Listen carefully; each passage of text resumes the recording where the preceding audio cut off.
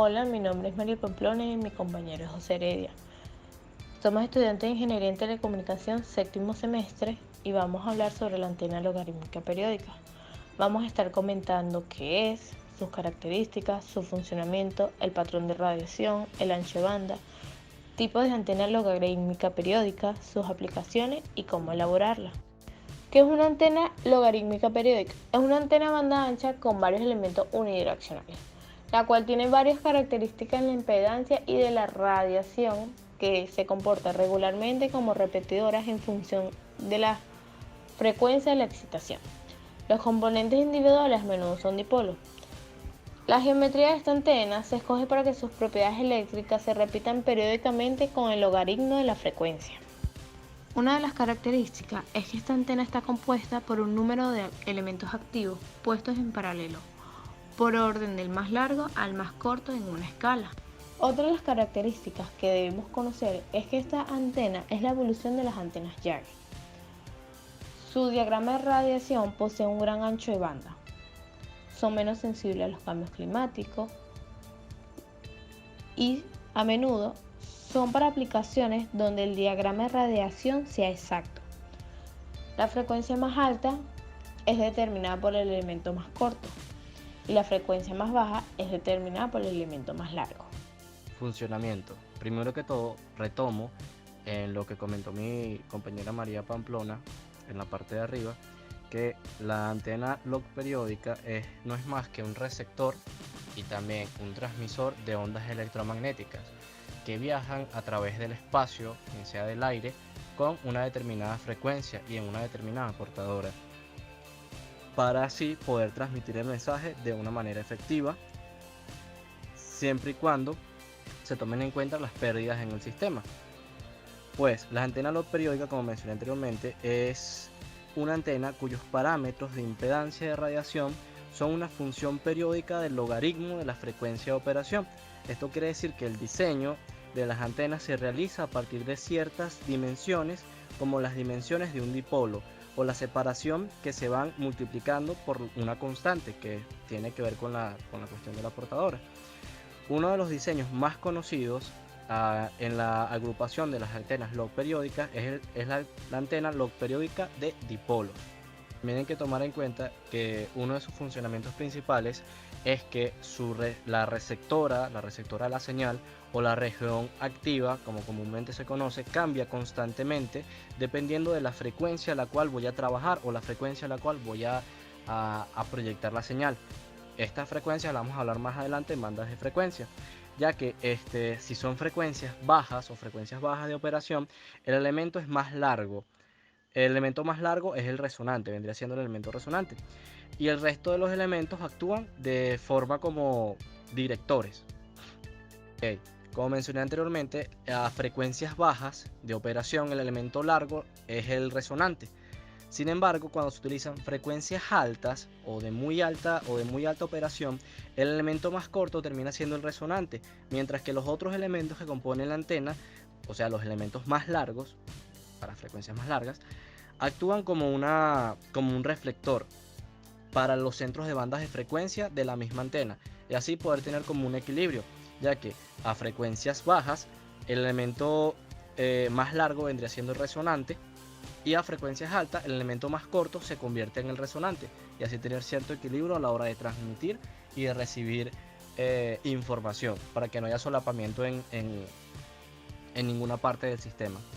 Ok, el patrón de radiación. Este no es más que la representación gráfica de la radiación de la antena en función a la dirección. Lo más habitual es representar la densidad de la potencia radiada, aunque también se puede encontrar diagramas de polarización o de fase.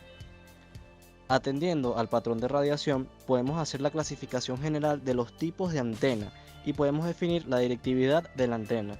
Son aproximadamente 4 tipos de antena, vendrían siendo antena isotrópica, antena directiva, antena bidireccional, si no me recuerdo, antena omnidireccional. Pero como en este curso nada más tocamos la antena isotrópica, la antena directiva, son a los que nos basaremos hablando del patrón de radiación.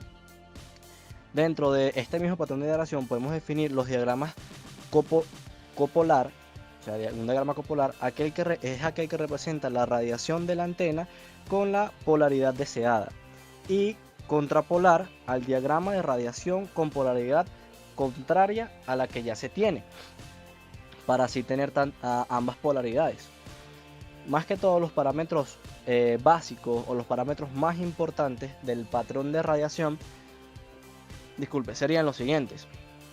Dirección de apuntamiento, es la máxima radiación, la directividad y la ganancia. Lóbulo principal, es el margen angular en tomo a la dirección máxima de radiación. Lóbulo secundario, son los restos máximos relativos de valor inferior al principal. Ancho del haz, es el margen angular de la dirección en la que el patrón de radiación de un haz toma un valor aproximadamente de 3 dB por debajo del máximo, o sea, pierde aproximadamente la mitad de la potencia. Es decir, la dirección en la que la potencia radiada se reduce a la mitad, como mencioné anteriormente. Relación del lóbulo principal a secundario, o como comúnmente se le conoce, SLL. Se le consiente en dB entre el valor máximo del lóbulo principal y el valor máximo del lóbulo secundario. Es una relación entre los dos lóbulos. Y relación delante-atrás, o FBR, como sus siglas en inglés, es el cociente en dB entre el valor máximo de radiación y el de la misma dirección de sentido opuesto. Ancho de banda. El ancho de banda que yo voy a utilizar en mi antena log periódica va a depender a qué tipo de banda yo quiera someter el mensaje, o bajo qué tipo de banda yo necesite transmitir el mensaje para que llegue correctamente al receptor, o a la antena log periódica receptora. En este caso, existen 3 tipos fundamentales de anchos de banda en lo cual yo puedo transmitir mi mensaje a través del espacio. El primero vendría siendo el HF, High Frequency, o sea, altas frecuencias. Esto es una banda del espectro electromagnético que ocupa un rango de frecuencia aproximadamente de los 3 MHz a 30 MHz. Luego de este se encuentra el VHF, que vendría siendo Very High Frequency, o muy altas frecuencias. Sí, muy altas frecuencias aproximadamente. Es la banda del espectro electromagnético que ocupa un rango de frecuencia alrededor de los 30 MHz a 300 MHz. Si lo pueden notar, este VHF parte del límite superior del HF. Por ello pueden trabajar casi que a la par, porque donde finaliza uno, parte el otro. Y por último, tenemos el UHF, que vendrán siendo Ultra High Frequency, o frecuencias ultra altas. Este es una banda del espectro electromagnético que ocupa un rango de frecuencia aproximadamente de los 300 MHz a 3 GHz. Es una banda que produce la propagación por onda espacial troposférica. Como pueden ver, esta es la banda que tiene más nivel de transmisión de frecuencia, por lo tanto va a tener una muy limitada longitud de onda, ya que si va de 300 MHz a 3 GHz va a tener una velocidad muy amplia. La variedad de antena log periódica básicamente se dividen en 2 tipos de variedades: la antena multicanal LP4 y LP8, que son muy similares o se utilizan para los mismos fines, y la antena multicanal LP5CR. A continuación yo les voy a explicar cada una de ellas. Básicamente la multicanal LP4 y LP8 son todos los canales del 2 al 14 en VHS, de alta ganancia por su gran diseño logarítmico y perfecto acabado dorado. Son muy fáciles de manipular, ya que a su vez también son plegables y no ocupan mucho espacio. Se pueden empacar en pequeñas cajas individuales y a la vez también son fáciles de instalar. Son durables gracias a todos los materiales que se implementaron para realizarla, como por ejemplo su mástil cuadrado de aproximadamente 22 centímetros, sus remaches inoxidables de semitubulares y sus aisladores de poliestireno negro.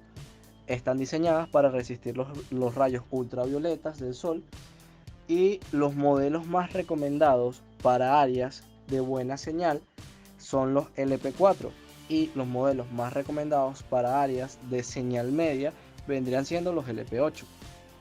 Las antenas multicanales LP5CR son todos los canales en VHS de diseño logarítmico que van del 2 al 80, y aproximadamente también son de Yagi tipo corte reflector.